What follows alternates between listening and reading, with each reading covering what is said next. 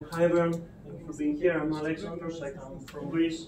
I represent the Hellenic University, the National Technical University of Athens, and we'll be talking today about the renewable energy sources hosting capacity, mostly focusing on the transmission system, and then a case study about Crete.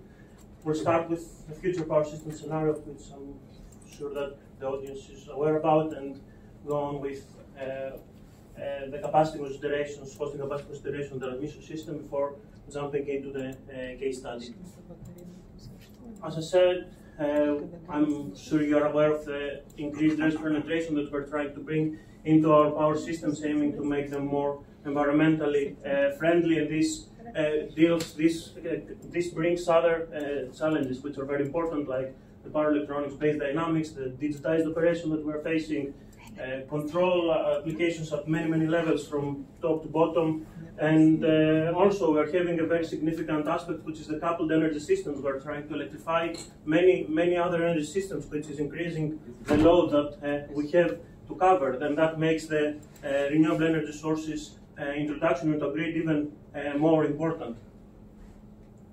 However, there are multiple considerations that we need to take into consideration when we're discussing about RES hosting capacity, and indeed it's a very studied subject.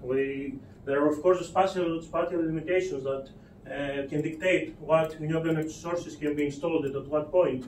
There's also the voltage and frequency regulation constraints, which should be every time taken into consideration, and we also have the thermal and short circuit limitations coming from our both our transformers, for example, or our protective devices that we need to adhere. And finally, but maybe more importantly, as we will discuss later, we have also the load flow constraints, which are very important. And what happens usually is that we have iterative simulations, maybe also some streamlined or stochastic approaches, and many researchers are today focusing on how ancillary services could improve the situation with regards to the RES hosting capacity, while the smart inverters concept from the power electronics and the control sides is also found to be a very, let's say, interest promoter of the hosting capacity. However, most of those tools have focused historically on the distribution system operator and operation, and this makes sense, of course, because this is where those RES units are mainly interconnected to, and then this is also where the spatial limitations are better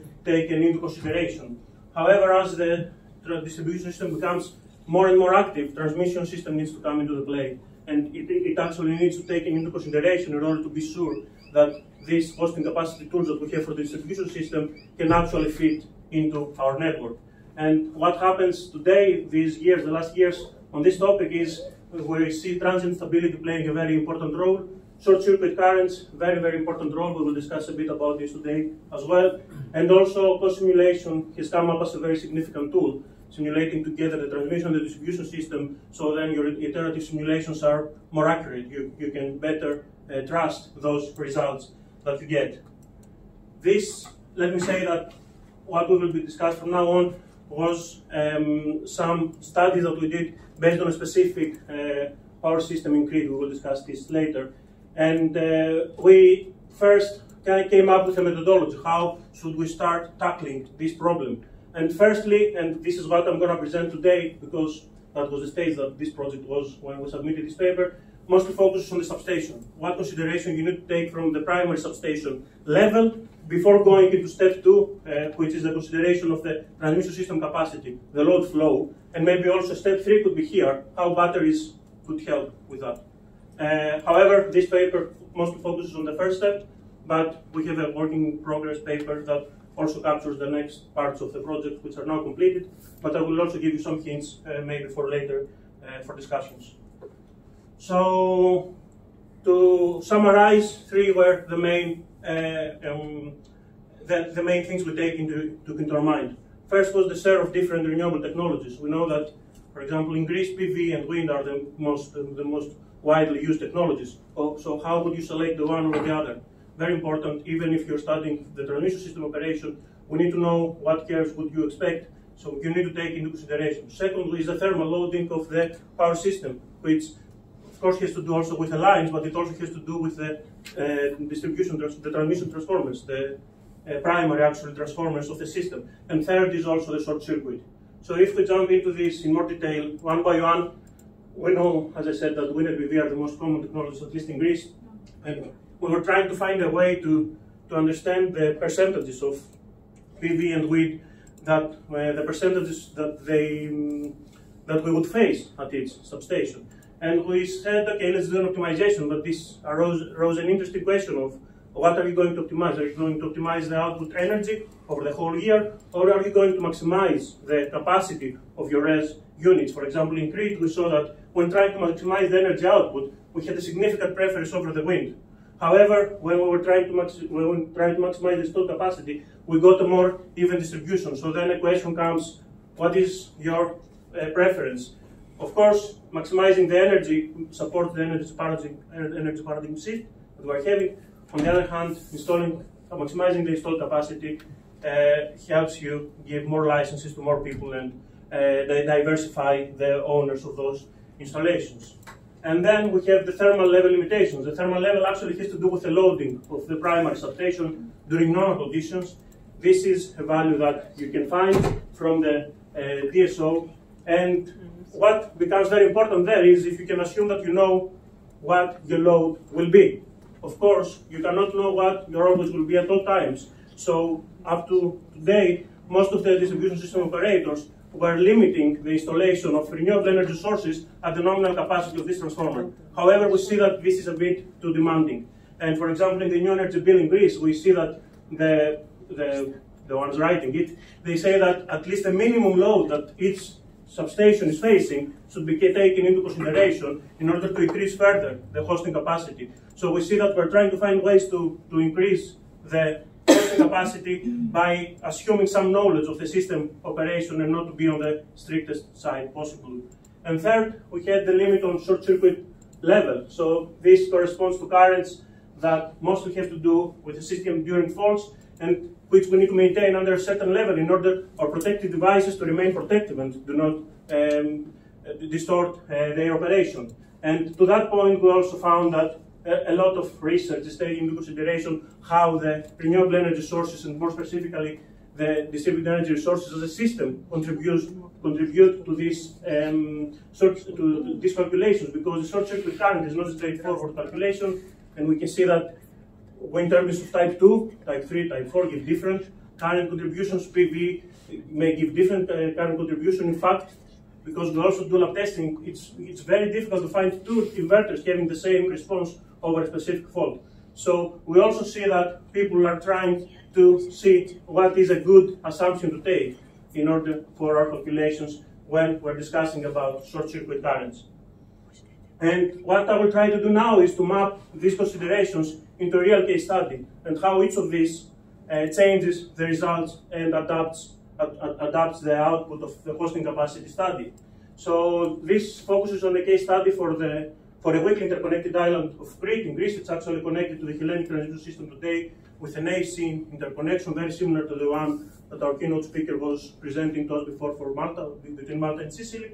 However, we have also stiffer interconnection coming soon, which is an HVDC1. This will make the connection a bit stiffer. It's a pretty large island, approximately 600,000 citizens and a very high touristic load in the summer. And this study was performed on behalf of the Greek Regulatory Authority of Energy. What were our input data was the line diagram for the Cretan power system, the hourly loading of each substation as it was given to us by the distribution system operator, as well as the thermal and short circuit level limitations, which you can see on the table on the right, which actually are publicly available in the website of the DSO. So first thing was, okay, let's try to take into consideration the thermal level limit of each substation, and let's assume that we want to maximize the capacity, the installed capacity of both PV and wind turbines. And this was the first result that we got, and we saw that at the moment those substations, assuming that we want to maximize the capacity of renewable energy sources, can actually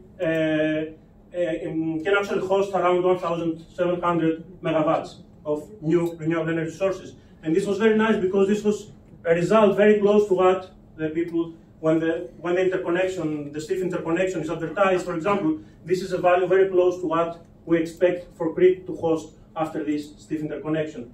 Then we also took a second consideration that actually in the city center, in substations that are located in the city center of the major cities of the island, it is very difficult to have actually wind turbines. So trying to put some spatial considerations into our algorithm, we tried to make zero the wind turbines that are installed there, and we saw that the capacity remains the same, but we have a shift towards PV, which really makes sense. But then, when the short-circuit limits were taken into consideration, and we limited them based on the short-circuit limits that were presented by the DSO in their website, we have a drop by nearly 50%. And by also not considering the real-time knowledge of the substation, we also have a further drop by 5% in order to adhere to the strict rule that your installed capacity should never overpass the nominal capacity of the transformers. So this sets the scene, and we see that from 1,700 new megawatts, we have gone to 700 and 400, around 1,200 megawatts of, to around 700 megawatts of new installations in the island of Crete. And if you allow me to give you some extra information based on work in progress, this drops even further by extra 30% when you take into consideration the transmission system operation, the load flow in the island and in the interconnectors. And a way that we're trying to move towards the original value of 1,700 megawatts is by using storage devices, and this is some extra work that you will, we hope to publish soon. Okay, the conclusions, I'm sure you understood the point. We focused a bit on the limitations that arise from the substations when dealing with the hosting capacity and the transmission system operation. We saw the case study, and our work in progress is how the load flow affects those calculations and how the use of storage devices can alleviate the issues that we're facing. Thank you very much.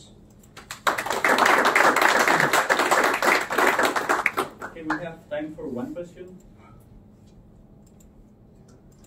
You studied when you put storage in the problem of short circuit, and you say with renewable, no study, but with storage maybe. So we are still focusing on this storage, and the main thing that we're taking into consideration is the shifting of the power production, to shift it at times that there's no congestion to your renewable energy sources, and take it at some time else so that the load flow does not create an issue.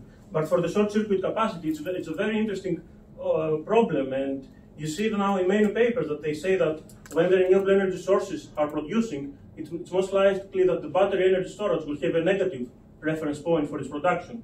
So if a short circuit happens, they assume that it will have limited contribution.